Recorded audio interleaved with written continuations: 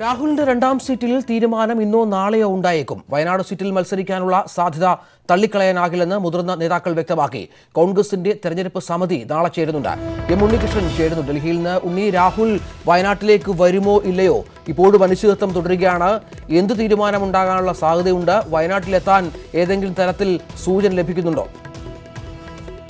വയനാട് രാഹുൽ ഗാന്ധി മത്സരിക്കുന്ന കാര്യത്തിൽ തീരുമാനം അനന്തമായി വൈകുന്നതിനിടെയാണ് ഉന്നത കോൺഗ്രസ് വൃത്തങ്ങൾ തന്നെ ഇക്കാര്യത്തിൽ കാര്യങ്ങൾ വ്യക്തമാക്കുന്നത്. നാളേക്കകം തീരുമാനമുണ്ടാകുമെന്നാണ് ഉന്നത കോൺഗ്രസ് നേതാക്കൾ നമ്മളുമായി സംസാരിക്കുമ്പോൾ അറിയിക്കുന്ന കാര്യം.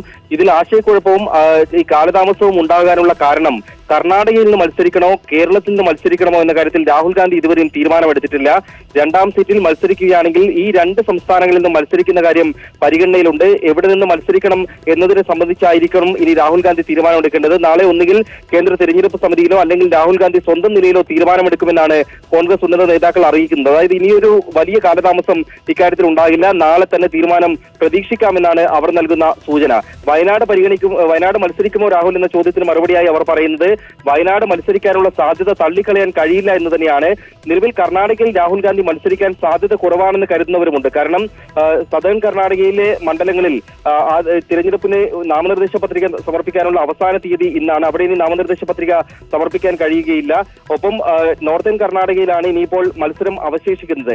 അത് രണ്ടാം ഘട്ടത്തിലാണ്. അവിടെ കർണാടകയിലെ രണ്ടാം ഘട്ടത്തിലാണ് മത്സരം നടക്കുക. ധാർവാഡ് മണ്ഡലത്തിൽ ഇതുവരെയും സ്ഥാനാർത്ഥിയെ പ്രഖ്യാപിച്ചിട്ടില്ല. ധാർവാഡ് സ്ഥാനാർത്ഥിയെ പ്രഖ്യാപിക്കാത്തത് തന്നെ രാഹുൽ ഗാന്ധിയെ മത്സരിപ്പിക്കാനുള്ള നീക്കത്തിന്റെ ഭാഗമായാണെന്ന് നേരത്തെ വിലയിരുത്തലുകൾ വന്നിരുന്നു.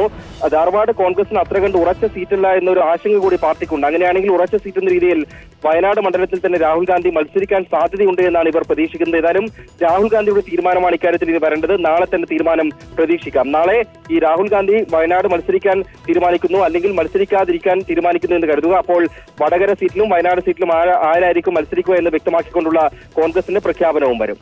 ശരി ഉണ്ണി.